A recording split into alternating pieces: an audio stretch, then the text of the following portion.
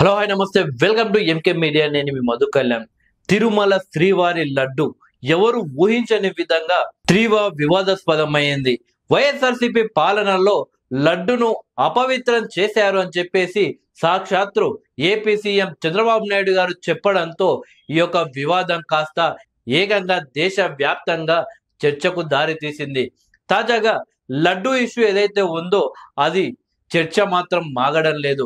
ఈ క్రమంలో ఏపీ మాజీ ముఖ్యమంత్రి వైఎస్ జగన్మోహన్ రెడ్డి ఈ నెల 28న తిరుమల వెళ్లి శ్రీవారిని దర్శించుకుంటాను అని ప్రకటించడం జరిగింది. ఈ క్రమంలో సోషల్ మీడియా వేదికలో వైఎస్ఆర్సీపీ అభిమానులు అలాగే వైఎస్ఆర్సీపీ యాంటీ ఫ్యాన్స్ మధ్య బిగ్ ఫైట్ అయితే నడుస్తుంది. వైఎస్ జగన్మోహన్ రెడ్డి గారు తిరుపతి వెళ్లి శ్రీవారిని దర్శించుకోవచ్చు, అందులో మాకు ఎలాంటి ఇబ్బంది లేదు. కానీ శ్రీవారిపై వైఎస్ జగన్మోహన్ రెడ్డికి నమ్మకం ఉందా?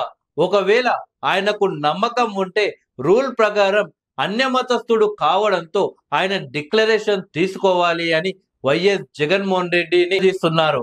అలాగే టీటీడీ అధికారులను కూడా కొందరు కలిసి కోరుతున్నారు. వైసీపీ పాలనలో ఎలాంటి తిరుపతి లడ్డు ఎలాంటి అపవిత్రం కాలేదు. కేవలం రాజకీయాల కోసమే తిరుపతి లడ్డూను చంద్రబాబు నాయుడు గారు వాడుకుంటున్నారు.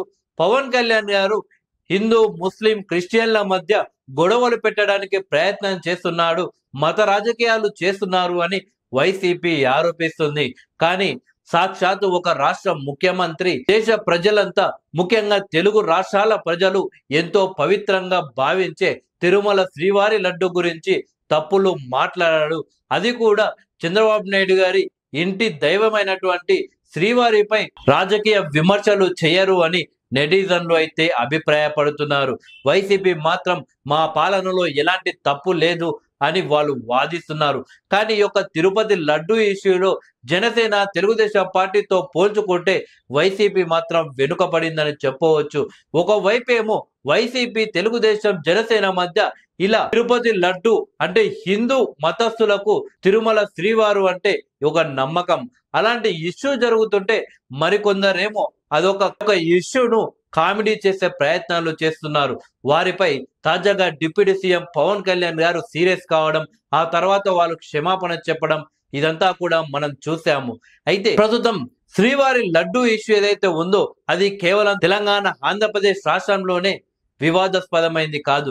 ఏకంగా దేశ రాజకీయాల్లో కూడా తిరుమల శ్రీవారి లడ్డు గురించే చర్చలు జరుగుతుంది. కేంద్రంలో అమిత్ షా నరేంద్ర మోడీ గారు కూడా ఈ యొక్క ఇష్యూని క్లియర్ గా గమనిస్తున్నట్టు తెలుస్తుంది. ఒకవేళ ఏపీ ముఖ్యమంత్రి చంద్రబాబు నాయుడు గారు చెప్పినట్లు వైసీపీ పాలనలో లడ్డు అపవిత్రమైనట్లు తేలితే మాత్రం వైఎస్ జగన్మోహన్ రెడ్డిని మాత్రం ఎవరు రక్షించే అవకాశం మాత్రం కనిపించడం లేదు. దానికి ప్రధాన కారణం ప్రస్తుతం నరేంద్ర మోడీ గారు హోంమంత్రిగా అమిత్ షా గారు ఉండడం, వాళ్లకు హిందుత్వం అన్నా కానీ హిందూ దేవులన్నా కానీ ఎంతో నమ్మకం ఉండడం. దేశంలో ఇతర పార్టీలైనా సరే కానీ ఏదో ఒక రాజకీయ కారణాలతో ఈ నిర్ణయం తీసుకుంటే మా పార్టీకి ఇబ్బంది అవుతుందని చెప్పేసి నిర్ణయాలు తీసుకోకపోవచ్చు.